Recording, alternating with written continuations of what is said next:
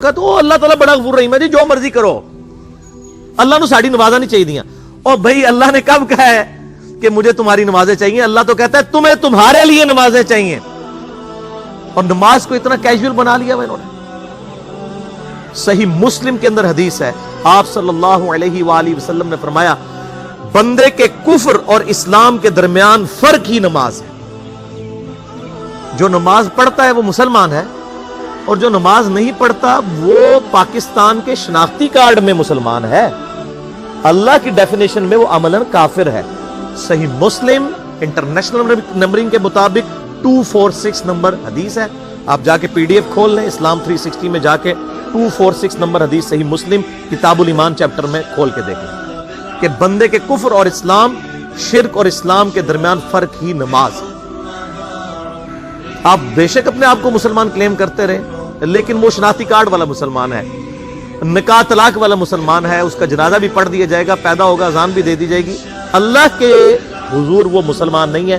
وہ بس کلمے کا ہی ہم احترام کرتے ہیں، ادروائز تو عملاً کافر ہے وہ۔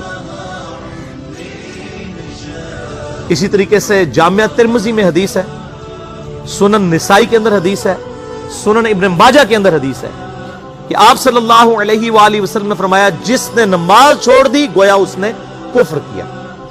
من ترک الصلاۃ متعمدا فقد کفر۔ اب اس سے زیادہ اور کیا سخت بات کی جائے کہ کسی کو یقین آئے کہ جس نے جان بوجھ کے نماز چھوڑ دی اس نے کفر کیا۔ اب جان بوجھ کے یہ نہ سمجھیے گا کہ میں بال بچیاں دے وہ کمائی کرتا رہنا تو مجھے ٹائم نہیں ملتا۔ جان بوجھ کی ڈیفینیشن بھی نبی علیہ السلام نے بخاری و مسلم میں موجود ہے کہ اگر کوئی شخص بے ہوش ہو جاتا ہے یا سویا رہ جاتا ہے، یہ دو آپشنز ہیں، یا تیسرا آپشن ہے وہ بھول جاتا ہے، تو جیسے یاد آئے اسی وقت وہ والی نماز پڑھ لے۔ لیکن جو شخص دنیا کو ٹاپ پرائورٹی مانتا ہے، اپنا آفس چھوڑنے کے لیے تیار نہیں، اپنا کلینک چھوڑنے کے لیے تیار نہیں ہے، اور اپنی دکان چھوڑنے کے لیے تیار نہیں ہے نماز کے لیے، تو ظاہر ہے کہ وہ تو اپنے آپ کو دھوکہ دے رہا ہے۔ اللہ تعالیٰ تو اپنے معاملات کے اندر بالکل اسٹریٹ فارورڈ، بالکل یہ ذہن میں رکھ لیں۔ جامعہ ترمذی میں صحیح سند کے ساتھ موجود ہے، عبداللہ بن شفیق تابعی رحمہ اللہ تعالیٰ کہتے ہیں کہ صحابہ کرام علیہم رضوان صرف نماز کے چھوڑنے کو ہی اعمال میں سے کفر سمجھتے تھے، یعنی وہ کسی کو نماز پڑھتا ہوا دیکھتے تھے تو کہتے تھے یہ مسلمان ہے، اور کسی کو نماز پڑھتا ہوا نہیں دیکھتے تھے تو وہ کہتے تھے یہ کافر ہے۔ یہ جامعہ ترمذی ہے، یہ کوئی سٹوری بک نہیں میں سنا رہا آپ کو۔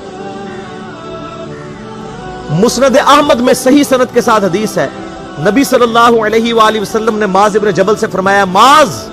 اللہ کے ساتھ کسی کو شریک نہ ٹھہرانا، خواہ تمہارے ٹکڑے ٹکڑے کر دیے جائیں، تمہیں سولی پہ چڑھا دیا جائے، تمہیں آگ میں جلا دیا جائے، اللہ کے ساتھ کسی کو شریک نہ ٹھہرانا، اور معاذ نماز بھی نہ چھوڑنا، کیونکہ جس نے نماز چھوڑ دی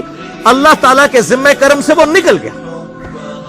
اللہ کے حضور اس کے لیے کوئی حصہ نہیں ہے جس نے نماز چھوڑ دی۔ کتنا کرٹیکل ایشو ہے۔ اور اسی طریقے سے مسند احمد میں یہ ایک اور حدیث ہے کہ آپ صلی اللہ علیہ وآلہ وسلم نے فرمایا جس شخص نے اپنی زندگی میں نماز کی حفاظت کی، قیامت والے دن وہ نماز اس کے لیے نور ہوگی، نجات ہوگی، اور اس کے حق میں دلیل ہوگی، اور جس نے نمازوں کی حفاظت نہیں کی اس کے لیے قیامت والے دن کوئی نجات، کوئی نور اور کوئی دلیل نہیں ہوگی، الٹا اس کا حشر قارون، فرعون اور ابی ابن خلف کے ساتھ ہوگا، والعیاذ باللہ تعالی۔ یہاں تو ہم کہہ دیتے ہیں یا اللہ جو کچھ بھی ہے تیرے محبوب کی امت سے ہے، یعنی یا اللہ ہم نے تو اپنی اصلاح کوئی نہیں کرنی، ہمیں اسی طریقے سے ہی قبول کر لیں، والعیاذ باللہ تعالی۔ اور کچھ ویسے علماء کا بھی اس میں بڑا برا کردار ہے کہ انہوں نے نماز کو بھی اتنا مشکل فرض بنا کے پیش کیا ہے کہ ایک عام آدمی کے لیے، اور جو دنیاوی معاملات کے اندر بھی انوالو ہے، اور کسی ایسی عورت کے لیے جس کے کئی بچے ہیں، مطلب اس روٹین کے اندر اس نماز کو مینج کرنا مشکل ہو جاتا ہے۔ ہمیں تو عشاء کی صرف 17 رکعتیں بتا دی گئی ہیں، حالانکہ 24 گھنٹے کے اندر ٹوٹل نماز کی رکعتیں 17 ہیں جن کی اکاؤنٹیبلٹی ہے۔ اور میں یہ بڑے یعنی وثوق کے ساتھ ایک ذمہ دار مبلغ کی حیثیت سے یہ بات کر رہا ہوں۔ آپ صحیح بخاری اور صحیح مسلم کھول کے دیکھ لیں، فرض نمازوں کی تعداد جو ہے وہ 5 آئی ہے، اور ان کی رکعتوں کی تعداد بھی بیان ہو گئی ہے۔ فجر کے 2 فرض، ظہر کے 4 فرض، عصر کے 4، مغرب کے 3 اور عشاء کے 4، اور سفر میں سارے 2 فرض ہیں، مغرب کے 3، یہ ٹوٹل 17 رکھتے ہیں جن کی اکاؤنٹیبلٹی ہے۔ باقی جنہ گڑ پاؤ گے انہ میٹھا، وہ ساری نفلی عبادت ہے، وہ بخاری اور مسلم دونوں میں حدیث ہے۔ جس نے فرض کے علاوہ 12 رکعتوں میں استقامت کی، اور وہ 12 رکعتیں آپ صلی اللہ علیہ وآلہ وسلم نے پڑھ کے بھی بتائیں، اور امہات المومنین میں سے سیدہ عائشہ نے، سیدہ ام سلمہ نے، سیدہ ام حبیبہ رضی اللہ عنہن نے روایت بھی کی کہ 2 فجر سے پہلے، 4 ظہر سے پہلے، 2 ظہر کے بعد، 2 مغرب کے بعد، 2 عشاء کے بعد، یہ 12 سنت موقدہ، جس نے یہ پڑھی اسے جنت میں محل ملے گا۔ اگر کوئی نہیں پڑھتا تو گنہگاری والا معاملہ کوئی نہیں ہے۔ اسی طریقے سے اس کے علاوہ ایک اور وتر کی نماز ہے جو سنت موقدہ ہے، وہ سیدنا مولا علی رضی اللہ تعالیٰ عنہ علیہ السلام کا قول ہے کہ وتر سنت ہے، سنت ہے، سنت ہے، مگر اسے مت چھوڑو۔ ہے سنت ہے لیکن تاکیدی ہے۔ آپ صلی اللہ علیہ وآلہ وسلم نے سفر میں بھی وتر اور فجر کی 2 سنتیں پڑھی ہیں، لیکن یہ صرف افضلیت کے اعتبار سے تاکیدی ہیں، ان کی کاؤنٹیبلٹی کوئی نہیں ہے۔ البتہ یہ ضرور ہے، سنن ابی داؤد میں ایک حدیث ہے کہ جس کی قیامت والے دن فرضوں میں کوتاہی نکل آئے گی تو اللہ تعالیٰ فرمائے گا میرے بندوں کی جو نفلی اور سنت عبادت ہے اس کو تول لو اور فرضوں کے ایکویلنٹ قبول کر لو۔ تو آپ اگر یعنی سنتیں پڑھیں گے تو اس کے ایکویلنٹ نفلوں کی کوتاہی پوری ہو جائے گی، ادروائز اکاؤنٹیبلٹی اس کی کوئی نہیں ہے، یہ ذہن میں رکھیے گا۔ صحیح بخاری اور مسلم دونوں میں حدیث موجود ہے، ایک صحابی آئے، انہوں نے کہا یا رسول اللہ صلی اللہ علیہ وآلہ وسلم میں جنت میں جانا چاہتا ہوں، مجھے کوئی شارٹ کٹ بتا دیں۔ آپ صلی اللہ علیہ وآلہ وسلم نے فرمایا اسلام لانے کے بعد نماز، فرض نماز کو قائم رکھ، پھر فرمایا فرض زکوٰۃ ادا کر، فرض روزے دے،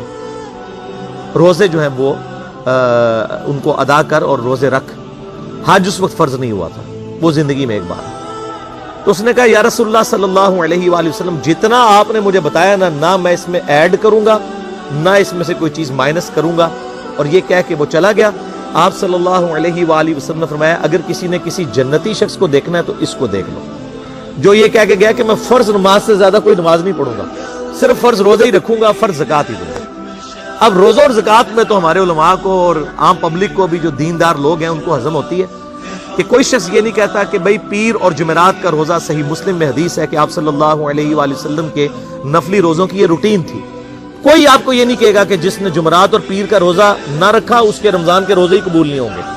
کوئی کہتا ہے؟ کیونکہ ان کو پتہ وہ نفلی ہے۔ اسی طریقے سے زکوٰۃ تو صرف 2.5% ہے نا، باقی تو نفلی صدقات ہیں جتنے مرضی دیں۔ کوئی شخص نہیں کہتا کہ نفلی صدقہ نہ دیا تو آپ کی زکوٰۃ بھی قبول نہیں ہوگی، الٹا یہ کہتے ہیں وہ بس جی زکوٰۃ دے لو تو باقی سارا مال پاک ہے۔ لیکن جب فرض نماز کی باری آتی ہے تو اس وقت وہ 12 رکھتے بھی سنت موقدہ بیچ میں گھسیٹ دیتے ہیں، وہ بھی صرف فضیلت ہے۔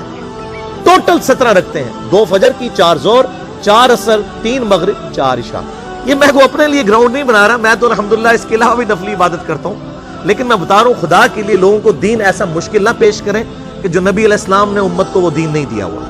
اپنی مرضی سے انجیکٹ نہ کریں دین، لوگوں کے لیے مشکلات نہ کھڑی کریں،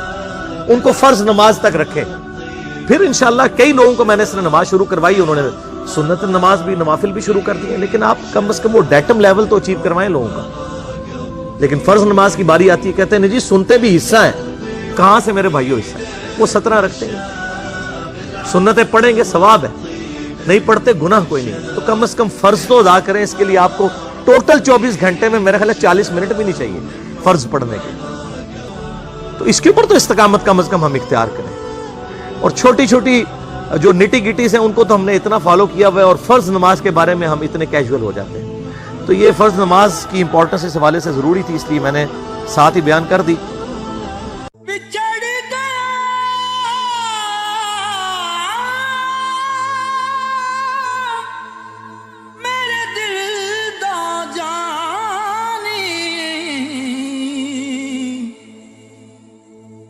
میں ککھوں وانگر رل گئی، پھلاں نال نازک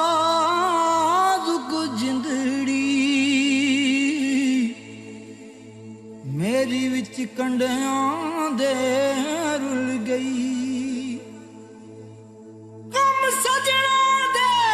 مار مکایا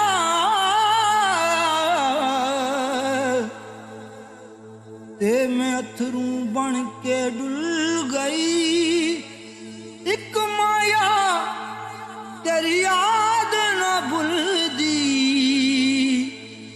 باقی ہر شے جگ دی بھل گئی۔